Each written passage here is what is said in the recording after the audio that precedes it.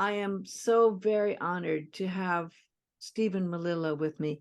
Stephen was actually nominated for a Pulitzer Prize for a work we're going to be talking about. That was the most moving piece I've ever seen on a subject most people don't even want to talk about, which was the Bataan Death March, which he created a piece for with all of his heart and soul, which started a long time ago and evolved to the point where it was redone April 21st with some amazing young band musicians that played on April 21st at a base there. This is a beautiful, deep piece, Stephen, and I have to take you back to what in the world started this process of you writing this powerful, emotional tribute to these veterans. In 1998, they had what was called a Bataan Death March reenactment in New Mexico. I read about it in Men's Health magazine and said, oh, that's interesting. I want to do this. I want to go on it and go on this 26-mile walk. So I went there, not expecting anything really, except that something happened that changed my life forever. And that was this. You see, when you learn about the Bataan Death March in high school, let's say in a history book, you might get a sentence or two, maybe a paragraph about this thing called the Bataan Death March. But when you see the word death, you make the assumption that there must have been this excruciating march that people were put on and they died. I thought everyone had died on the Death March. I had no idea that I would meet survivors of the Bataan Death March. In fact, I was talking to a guy, his name is Jack Aldridge. I was talking to him for an hour before it finally dawned on me. And I said, wait a minute, you were there? And he sat back in his chair with his cane and he nodded his head like this. And it broke my heart because I knew by that point the suffering and the sacrifice that these guys had gone through. After that, Jack introduced me to his buddies, and I met like 10 of these guys who were Bataan Death March survivors, all from the 200th Coastal Artillery, who were stationed in the Philippines when the Japanese hit. So when the Japanese hit here on December 7th, that was their December 8th, and the attack was simultaneous. So they were actually the first ones to fire on the Japanese Empire in World War II in the Pacific. So after that, I was called back to New Mexico. We want you to write a piece for our local Bataan Death March survivors. And so I sat at a table, and there was like 20 people from all different kinds of entities, like the Ford Foundation and so on, a lot of local people, so on. And they sat at this table and they said, here's what we want to do. We want to commission you to write a 6-minute piece for our local Bataan Death March survivors. And my jaw dropped. And I said, wait a minute. Are you trying to tell me that all you have to do to get a 6-minute band piece written for you, stuck on the middle of some other concert with a bunch of other pieces for band, all you got to do is be a prisoner of the Japanese for 3.5 years, suffer the hell ships, suffer the slave camps, work in the mines. That's all you got to do. And so they looked at me and I said, look, you've grossly underestimated what it is these men need. And notice how that's the first word, need. What they want, because they can't even speak it, it's coming from their heart. And what they deserve. You've grossly underestimated that. But I'll make a deal. I'll make a deal with you. You pay me for a 6-minute piece, and I'll write what I think those men need and what they want and what they deserve. And that was the That was the deal. And it came out to be how long? How big? Just the Beyond Courage portion of it is about 55 minutes. When you add to it my arrangement of God Bless America, which the men asked me to do, this is key, and then my arrangement of the national anthem, when you add that together, it's about a 65-minute sojourn. It is a self-contained concert.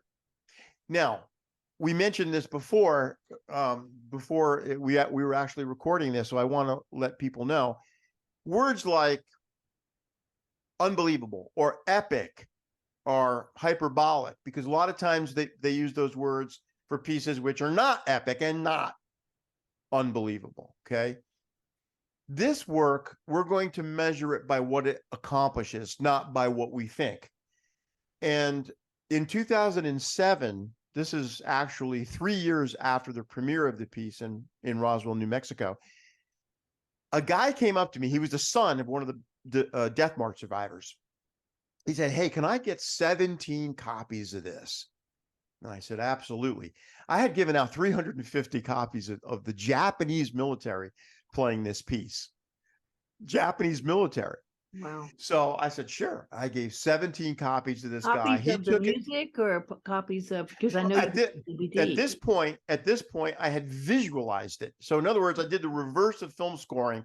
I took the recording and I visualized it. I got over 40 hours of footage from all kinds of places. We can't get into that because it's so deep. I mean, I could do a year course, Because you and I had love 170 minutes of audio copyrights that I purchased. And I'll explain why in just a second. So I created this DVD, and he wanted a copy of that DVD.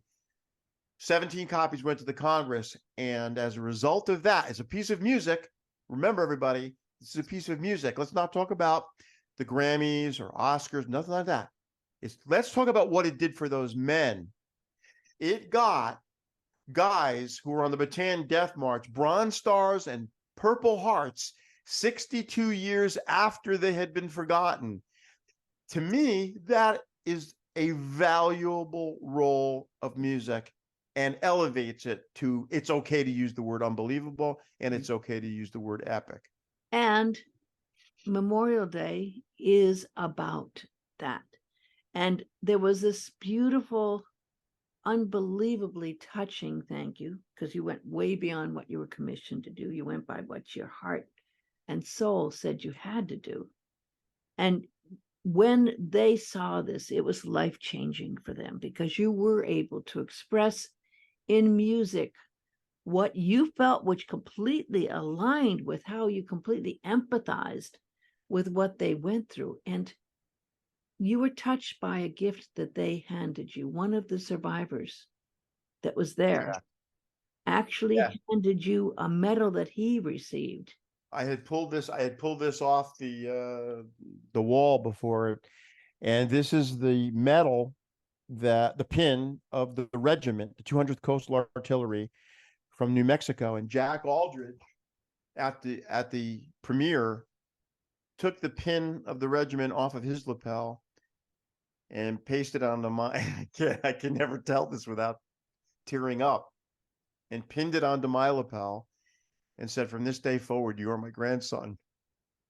Now, I don't take it lightly.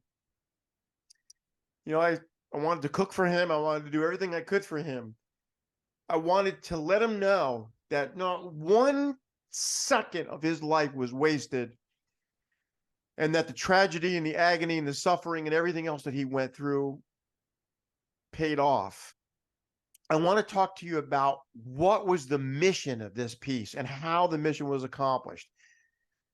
When I started to write this piece, I knew what I wanted to accomplish, but I also knew that to accomplish it, it would be very dangerous. Because I wanted to play the idea of, you know how like a psychiatrist will use hypnosis and bring someone back in time, they will relive this thing that they had suffered through, right?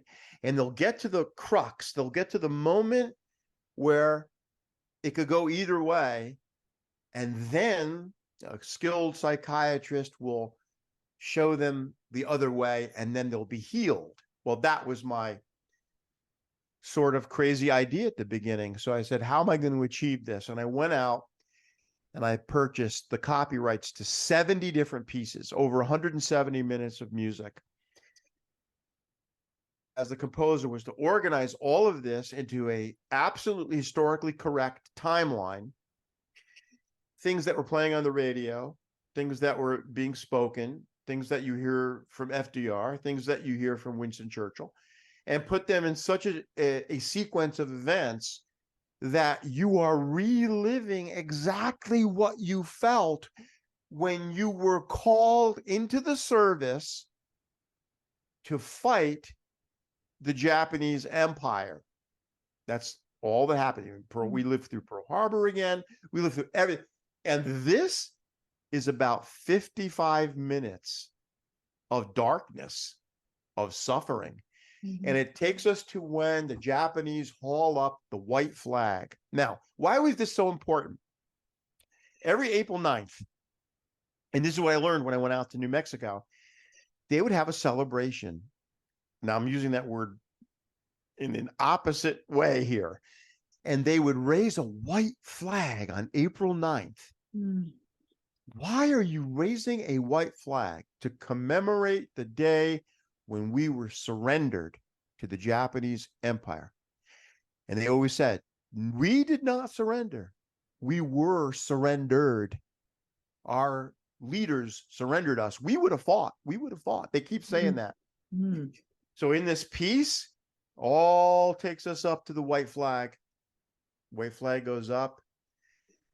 We experience all of the hurt, the tragedy, the 3.5 years of Auschwitz-like conditions until that white flag comes down toward the end of the piece and a 46-star American flag is raised. Wow. It is spine-chilling moment.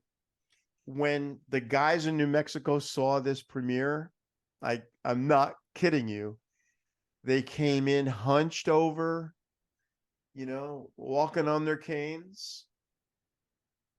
And when this piece was over, they were standing like this with their chests inflated. And I asked them to come up and stand, because when you think it's over, it's not over. I asked them to stand with me in front of the group, a chorus and a wind ensemble.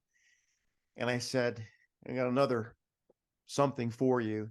And it's my arrangement of God Bless America. And it's like you've never heard it before. It's you hear it and it's all about home. It's all about coming home. Very, very powerful. It healed them. They stopped, this idea of the white flag. They were finally remembered by the Congress, and mission accomplished. You did such an amazing job with the historical pieces, and I wasn't aware when I watched it about how you brought in Winston Churchill and how you studied that as well.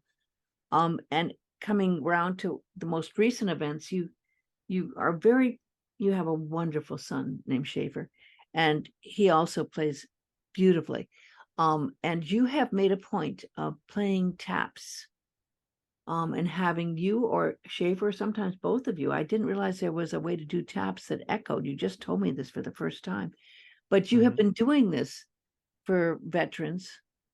And you did that just recently, and you realized something I think most people did not realize, which I think makes the sacrifice maybe more powerful, which was at the end of taps, you found out that Winston Churchill actually had revelry play, which some people would think, how could you do that? Like what? Taps and revelry. Can you explain that? Winston Churchill's faith was such that he believed in the resurrection. So you hear taps, but then he asked the second trumpet player to play reveille. The first time that I did that, I played both taps and then reveille. This was like, really, my kids were too young yet. Was for Turk Turner. He was one of the Bataan guys. And he had that faith, and his wife had that faith. And I went up to his wife, and she, by the way, she's at the 21 April concert, Nell Turner.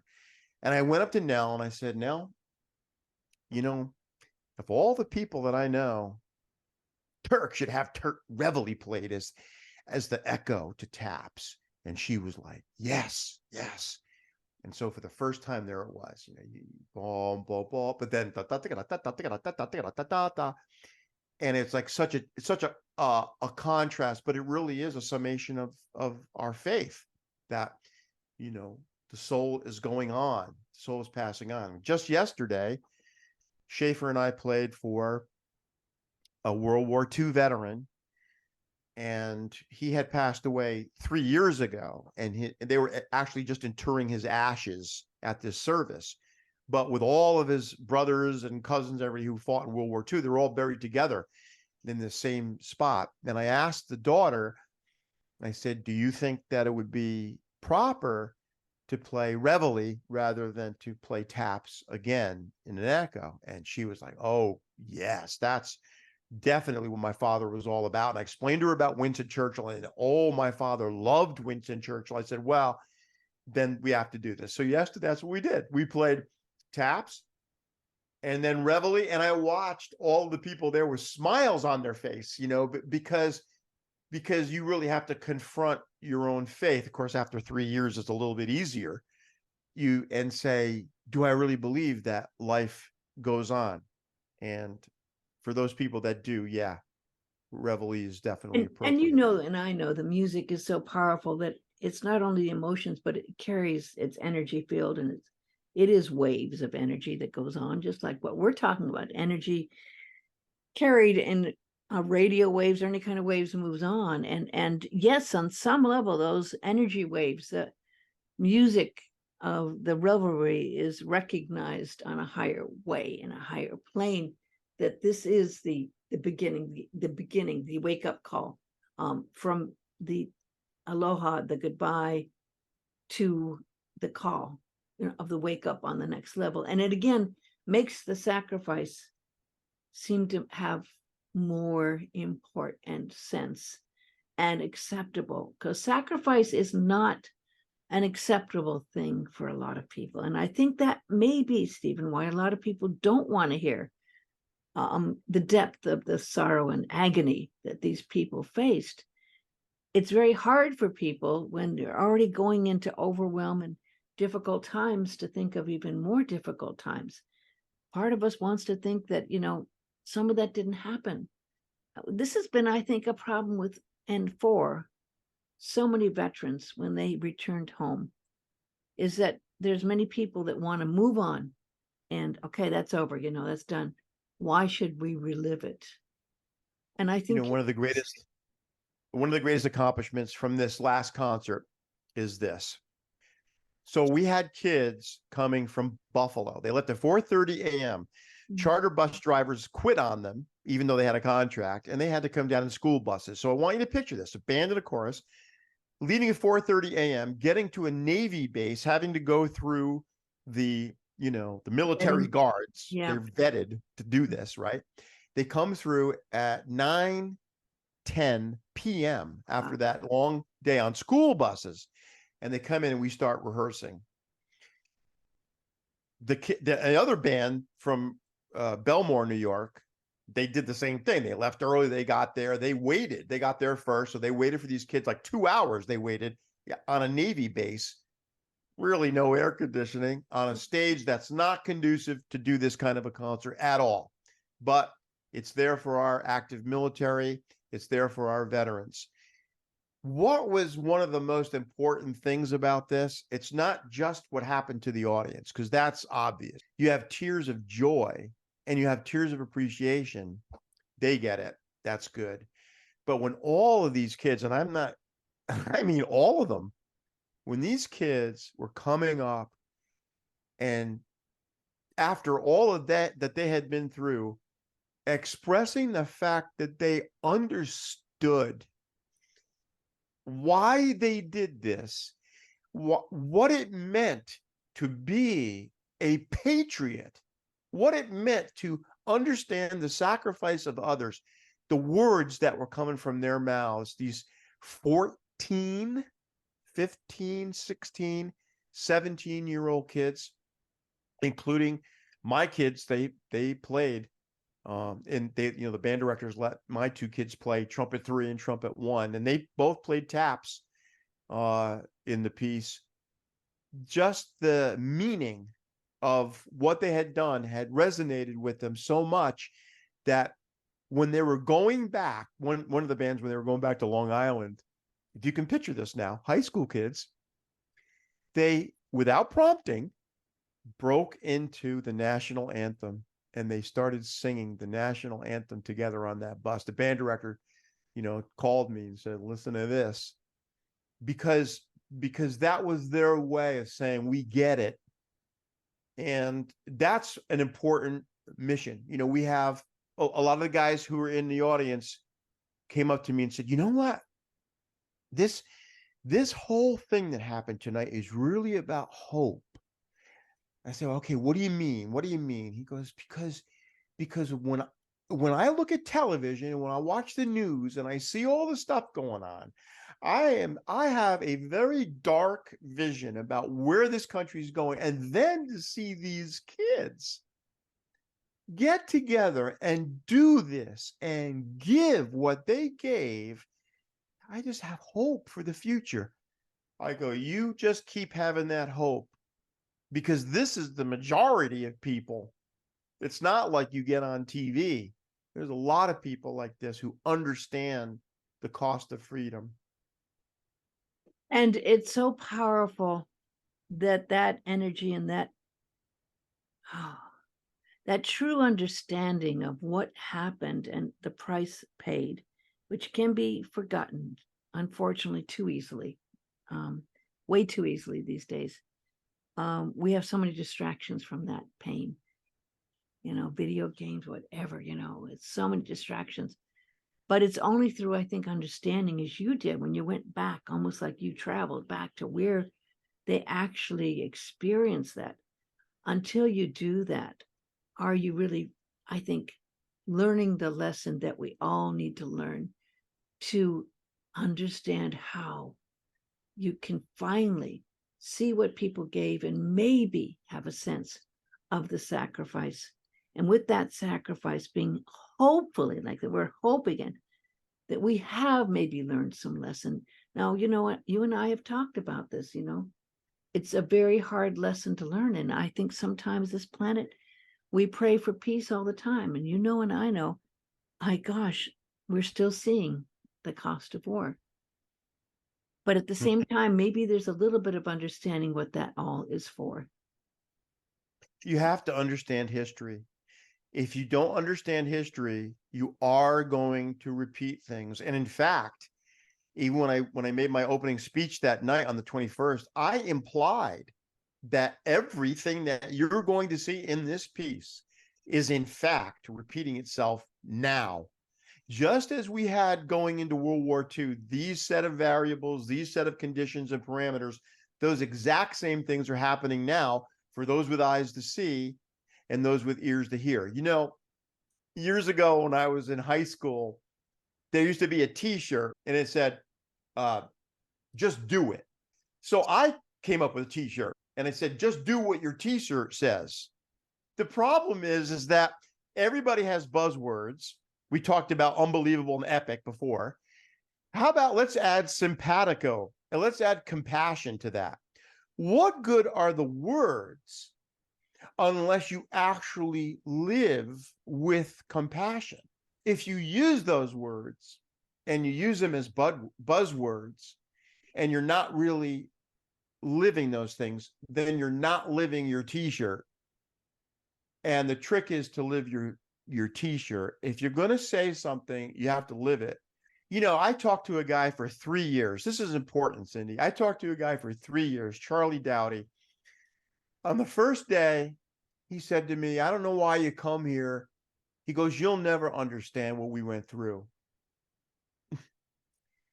3 years later, we were talking and he was laughing. I had him laugh. That was my big mission, to make these guys laugh.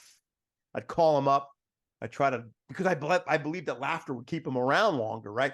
So I'd call them up, I'd tell them jokes, I'd go cut their lawn, I'd make a fool of myself. I'd do whatever I had to do. I wanted them to laugh. And 3 years after, Charlie Dowdy said to me, "You're never going to understand it. I don't even know why you're here." He was laughing because he saw that I was still there.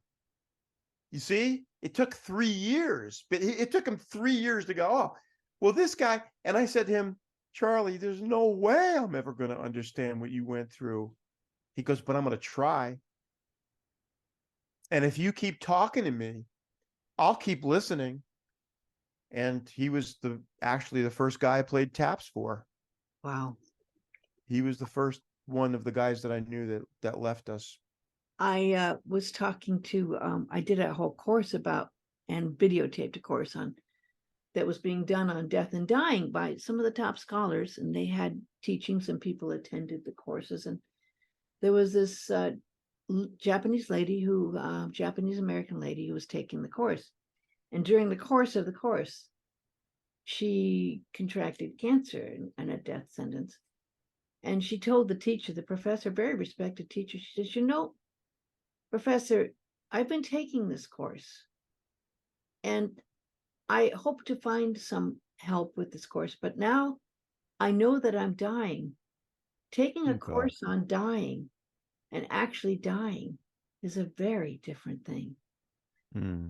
And I think it's the same as what we're talking about here: true empath, true compassion, true sacrifice can be talked about. In fact, we talked about it about a month ago. I did a talk on it. I did a class on this and about the sacrifice and what we can go through and how to solve that and get through it.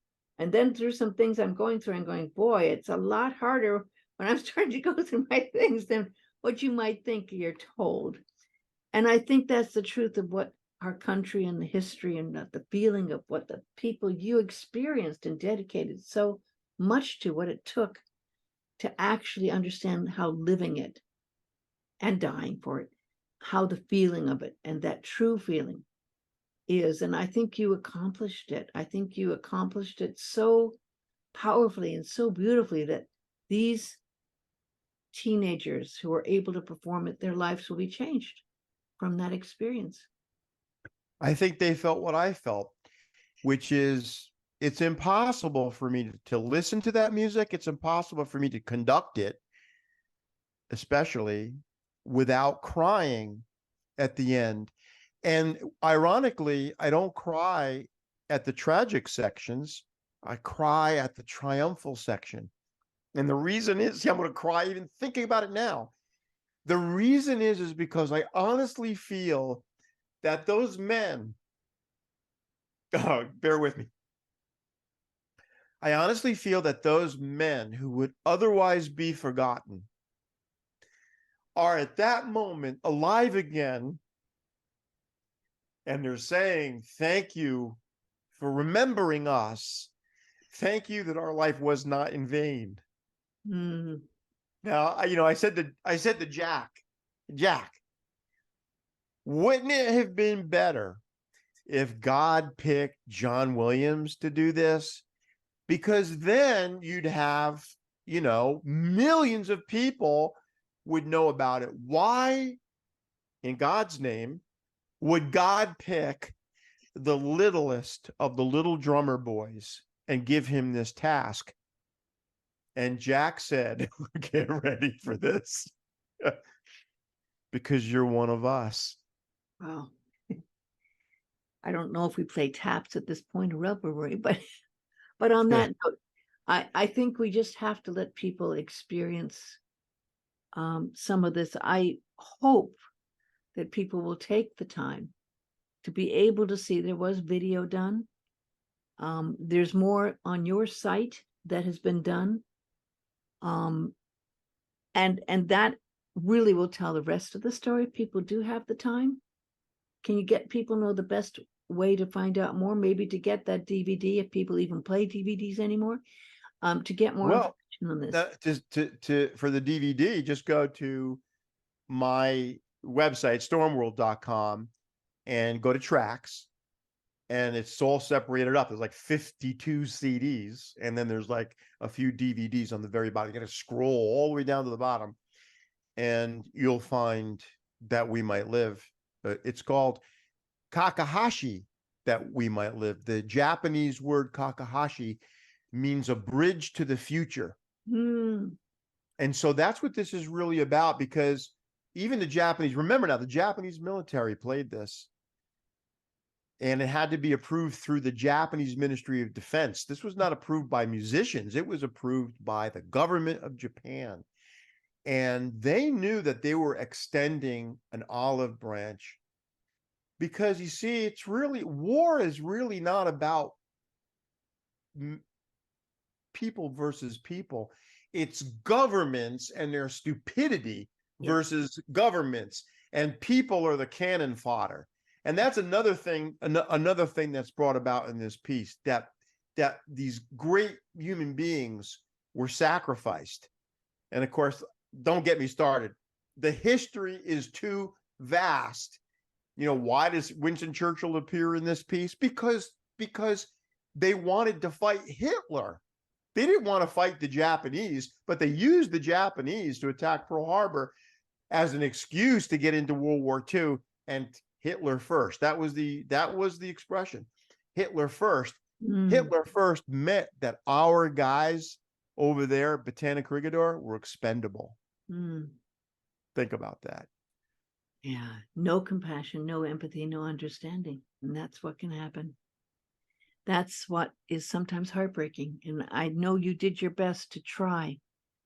And I know you did more than you probably ever could have expected you could do when you started this, to accomplish that feeling of understanding for the situation. I know you changed lives with this piece, and that's why I had to talk to you.